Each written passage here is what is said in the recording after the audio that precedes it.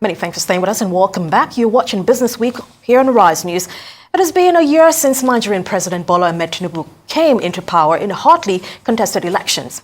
It's almost been a year marked with a swathe of economic reforms, policy pronouncements and efforts to woo back foreign investors. How successful have these efforts been? And is there evidence that President Tinubu and his economic team have set the country on a sustainable path towards economic growth? We have Steve Oshaw from our previous segment staying with us and is joined by Dr. Muda Yusuf, who is CEO of the Center for the Promotion of Private Enterprise and former DG of the Lagos Chamber of Commerce and Industry, to review these key economic milestones with us. Gentlemen, many thanks for being on the show. Good morning to you both. Thank you. Great to see you. All right, you would have to permit me to bring us up to speed on this briefly. In June 2023, the Central Bank of Nigeria announced the unification of all segments of the foreign exchange market into the investors and exporters window, leading to Naira devaluation. Now, consequently, the Naira witnessed diverse levels of volatility in 2023, falling by 55% in 2023. Now, by March 8th, 2024, the Naira was at an all-time low of 1,620 Naira on the official market. However, a raft of CBN policy measures appear to be taking effect. Now, in April 2024, the Naira, now at an 8-month high, rebounds to 1,230 Naira on the NAFEM market as at April 11th. Now, today, the Naira has shed some of its recent gains, but it appears to be nearing some level of stability. So let's begin with you, Dr. Yusuf. How successful would you say the CBN's policy on the FX regime has been? Well, I think it has been partially successful, let me put it that way. Partially because we have seen some significant gains, compared to where we were coming from. We have seen a lot more transparency in the foreign exchange market. We have seen the CBN able to clear some backlogs, which help to restore a lot of confidence, especially in our international trade process. Because we will find ourselves in a situation before then when our letters of credit were not being honored abroad. It was difficult getting correspondent banks, and the whole international trade ecosystem was almost collapsing. Then we have seen less of corruption in the system. Before now, when we had this wide margin between the parallel market rate and the official window, there's a lot of round tripping, a lot of corruption in the market. Before you get FX, you have to know somebody or know somebody that knows somebody. All those issues, I think, had subsided. So to that extent, I think we have made some progress. But the biggest worry now is the volatility in the forex market. It's a major problem for businesses. It's difficult for businesses to plan. It's difficult for you to invoice your customers.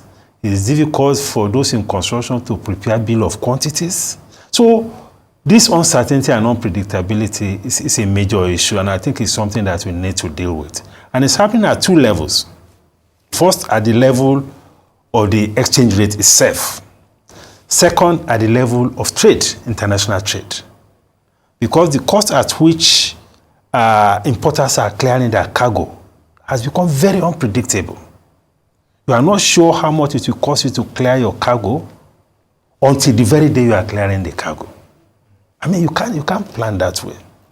So that element of volatility, I think, is one of the biggest issues. But generally, I think the reform is on course, but we need to review it. And I also appreciate the fact that we have a lot more liberalized regime to facilitate a lot more inflows into the foreign exchange market. More IMTOs have been licensed, which also facilitated a lot of inflows into the market. But this issue of volatility, I think, is the biggest concern that we need to deal with. And I think we can develop a framework to ensure that we maintain the exchange rate within a particular band. And I'm also happy that the Presidential Committee on Fiscal Policy and Tax Reforms has also recommended that the exchange rate for the computation of import duty should be pegged at around 800 Naira, to the dollar. I think that is a very good recommendation. It could be there maybe for 3 months, for 6 months, at least, to ensure some stability within the international trade ecosystem.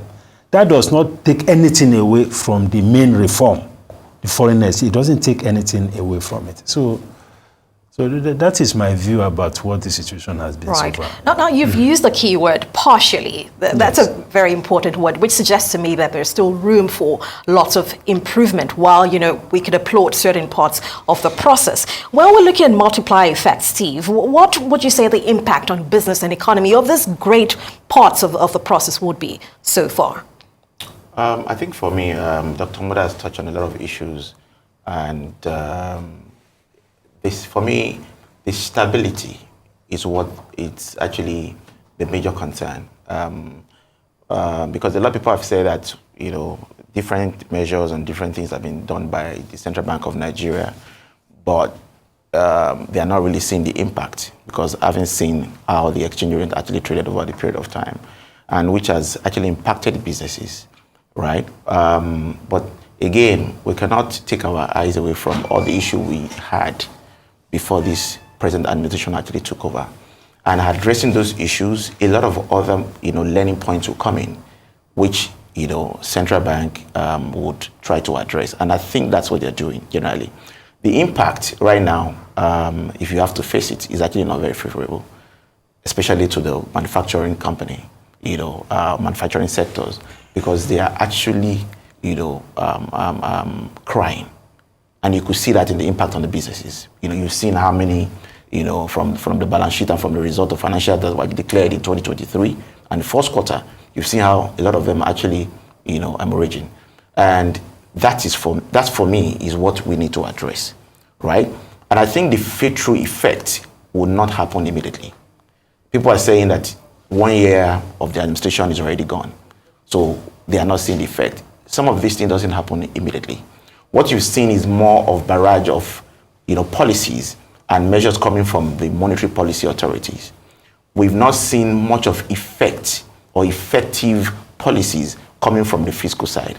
And that's what we need to start getting. By the time we are able to marry those two together, going forward, I think we're going to see a lot of things. Because if you look at it, in terms of FPI and FDI into the country, maybe not much of FDI, foreign direct investment, but you've seen a lot of foreign portfolio investment coming to the country, which means that they're a bit comfortable running business, which means that they're a bit comfortable with the exchange rate policies.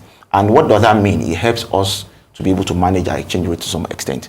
And we've seen that most of even some of the corporates that actually are accessing the interbank windows have actually been getting filled up, right? And we've seen that there's less pressure in terms of people actually trying to navigate back to the parallel market. It's not going to be immediate, but I think that transit effect would happen. And at the end of the day, I think the policy measure will actually filter in the system, and we will get to a point where the exchange rate will remain stable, because it's part of the cardinal point for the administration to maintain the economic stability. And maintaining economic stability means that you have to get your monetary policy exchange rate right. And that's what they're trying to do. So you want to see more harmonization here, yes. And hopefully that will then push us in the right direction, hopefully being the key word. But let's look at interest rates now. Now the CBN raised interest rates by a total of 7.5% since February. How successful, Dr. Yusuf, would you say this rate increase has been in helping to tackle inflation and stabilize the currency? Well, I don't think we have achieved much success in terms of using the monetary policy instruments to tackle inflation. Because the inflationary phenomenon in Nigeria is more of a cost push. It's more about the structural issues, energy issues, the logistics, and of course foreign exchange, and of course issue of insecurity. And most of these variables are not variables within the remit of the central bank. I appreciate what the CBN is doing. You can only use the instruments at your disposal to achieve whatever objective you want to achieve. And the only instrument at the disposal of monetary policy are all these monetary policy instruments.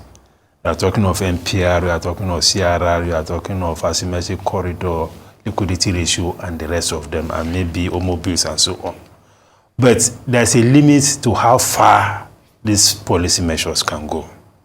And what is a bit worrying about it is that the harder the CBN drives in this direction, the more difficult it creates, or the more challenging problems it creates for the real sector. particularly those who are in production, and especially those who are indebted to the banks or those who are seeking to take facility from the banks. Because one of the primary purposes or primary functions of a bank is financial intermediation. And what most of this policy tightening has done, it has diminished the role of the banks as financial intermediators. And financial intermediation is about, channeling resources in the economy from the surplus end of the economy to the deficit end of the economy. So that is becoming very difficult in an environment where you have your cash reserve ratio at 45%, where interest rate now is getting close to 30% for those who are doing business. That is extremely very difficult. So the cost of this policy tightening, which is what has been the trajectory over the last 1 year or even more, the cost is quite enormous for those who are in production, those who are in the real sector.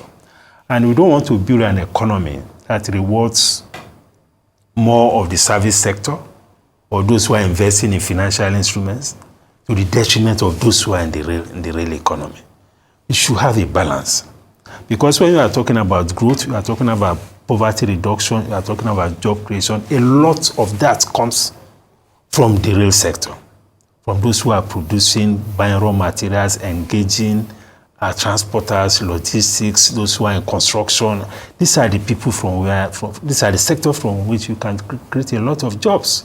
So the policy regime around tightening, around this high interest rate regime is something that is penalizing these very critical sectors of the economy. And I think we need to review it. And we need to also look a lot more at the fiscal side, at the structural issues, just as Steve said, to see how we can deal with supply side issues, which are the bigger issues in inflation.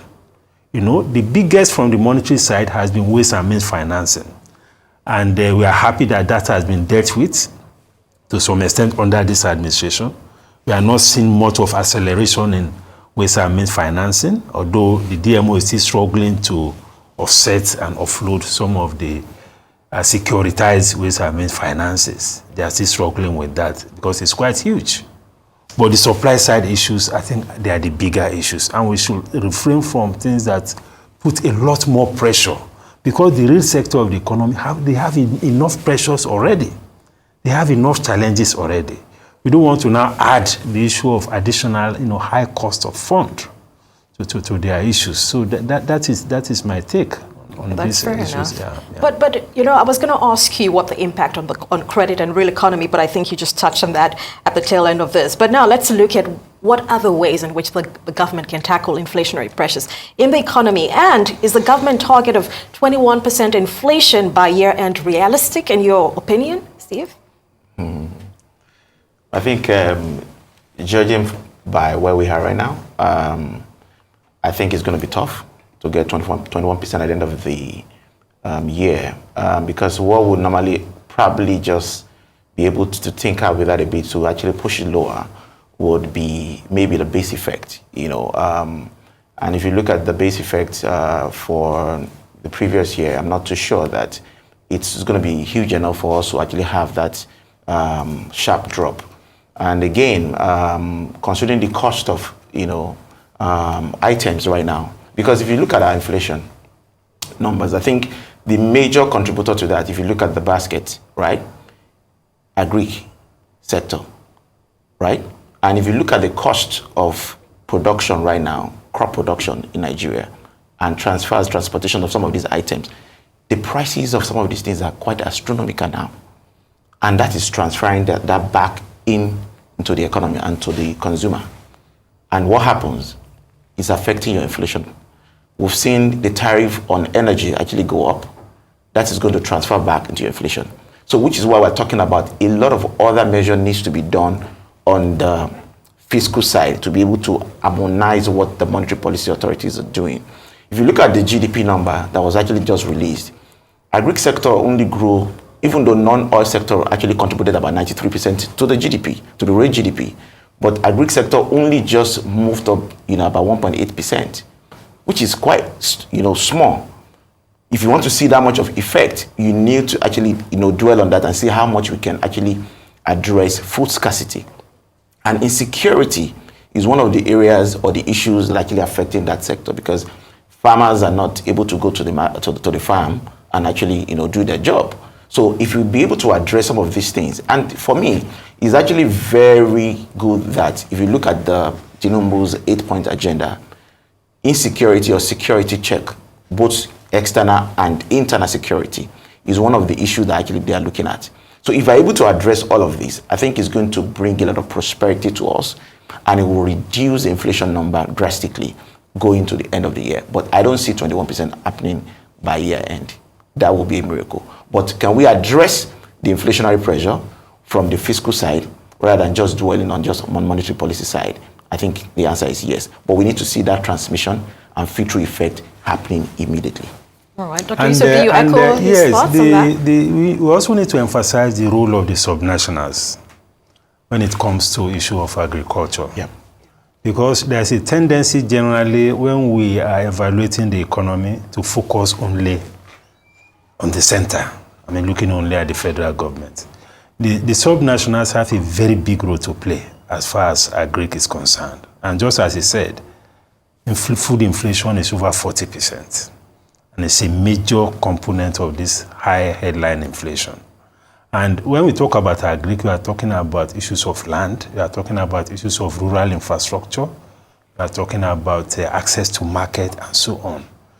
Provision of farm equipment, fertilizers, tractors, all these things. The subnationals have a big role to play. And in our appraisal of the economy, we are not focusing sufficiently enough on the subnationals and what they are bringing to the table as far as all of these issues are concerned. Yep. That is, for me, is extremely very important, especially now that by virtue of the current reforms, they now have more revenue. Allocation, FAC allocation to the states and the local governments have increased tremendously. So we need to also call them out to see what exactly are they doing to impact on even this inflation, this food production and things like that. Because quite a number of these states, they have different kind of endowments in terms of what kind of agricultural products they can grow, they can support. And most of these farmers are actually peasant farmers. Though we have a couple of commercial farming enterprise here and there. But the subnationals have a very big role to play. While the federal government supports all these efforts with policy, fiscal policy. He talked about fiscal policy. Yeah. Import tariffs, concessions on agric issues and so on, and issues of the entire value chain of agriculture. Because agriculture is not just about the growing of the crops. Mm-hmm. It's about the entire value chain. It's about livestock, it's about poultry, it's about fishery, it's about forestry. Yeah. So there's a whole lot that needs to be done. And there are different kinds of interventions that are required at the input level, at the production level, at the transportation level, at the packaging level, at the marketing level, at the storage level. There are different kinds of interventions which has to be brought on board by the different levels of government. So the approach has to be very, very holistic. Yeah. So, of course, very cogent points you both have made there. We want realistic projections. We can't just say 21% inflation by, if you don't tackle or if you turn a blind eye to these very important issues. So that's but, we want to just touch on the oil sector before we run out of time. This is certainly still a major source of FX for the government. Would you say that efforts by the government and NNPCL in, looking to stabilize the operating environment have been, viable, especially in the Delta, to shoring up our production figures? And you can both take this. Well, I think we have seen some progress. The latest report by the GMD of NNPC Limited said we are now around the 1.7 million barrels per day. I think for me that is good. And by the time we get through all the forwards that has been committed and we have a lot more inflow from this process, I imagine that will also feed into our foreign exchange market and help us to stabilize the exchange rate. But I must admit that it's a very difficult issue because the criminality in the oil producing area has been so deeply entrenched. That's extremely difficult, extremely difficult. You can see how many lives we have lost of our security agencies, trying to tackle this problem of insecurity. But do you see the efforts ongoing being, are they even worth it? Of course, we are seeing some results already. Yeah. We are seeing some results. I mean, the numbers used to be around 1,900,000, 1.1, yeah. But now we are talking about 1.7. So I think the efforts are yielding results. I'm just saying that it's a very challenging, very, very challenging situation because we have allowed the situation to degenerate very badly. And on top of that, we had issues with policies. The fiscal regimes, it took us a long time to come up with the PIA. Many of the major investors had divested and all of that. But the current administration is now trying to roll back all of that. Because I'm seeing now that some new incentives are now being put on the table, for all those who are investing in the upstream sector and all of that. So I hope that will make an impact. Yes, it certainly is a very challenging environment to work around. But I don't know if I can add to that. So for me, I think it's more of, it's actually quite spot on all of the issues that they mentioned. Even though the statistic that was released, we're not sure of that number from the real statistic we got was about 1.57 million barrels per day, not 1.7, but I think that's the target. But if they already have that information, which is good. But for me, I think we need to see more of investment going into that space. And what will attract those investments after the PIA, bill has been passed, would be more of the corporate governance around the NNPC Limited. I think we have not seen so much of that, corporate governance, transparency around the NNPC Limited. But with all the effect or all the happenings right now going forward into the end of the year, and with this present administration, because the PIA was signed towards the end of the last administration. So I think we're going to see a lot of investment coming to that space, even though the renewable energy has actually been taking or sucking away some of those investment coming to fossil. But again, if we are able to attract a lot of investment to that space, I think it's going to change a lot of things. And we're able to address the issue of insecurity, which for me now, going by what we've seen from the end of last year to first quarter and now, it looks like we're ramping up in terms of our production. Right. I mean, talking about investment and, fringe operations and developments around the oil and gas, what are your thoughts and outlook on the Dangote refinery and its impact on the economy? This is a conversation we've had quite a, it's been fleshed out, but what's the outlook on this? No, I think it's very positive. Already we are beginning to see the impact on the price of diesel. We are seeing the impact on the cost of aviation fuel and the pass-through effect on the cost of airfares, This is very good, and we have been promised that very soon we also have the production of petrol by the Dangote refinery. Right. If that comes on board, and that is going to be the big one, I think that will have a very big effect. Right. So first, in terms of import substitution, that means that we will import less, we commit less foreign exchange to importation. And creating more jobs for the locals as well. I want to thank you so much. We've unfortunately run out of time, but many thanks, Steve Oshaw, MD Commercial Partners, Dr. Muda Yusuf, CEO, Center for Promoting Private Enterprise. Many thanks for joining us on Business Week. Well, that's all we have time for today on Business Week. I am Abby Olawi. Rolaki Akinkobi Flani will be back next week. Do have a lovely rest of your weekend.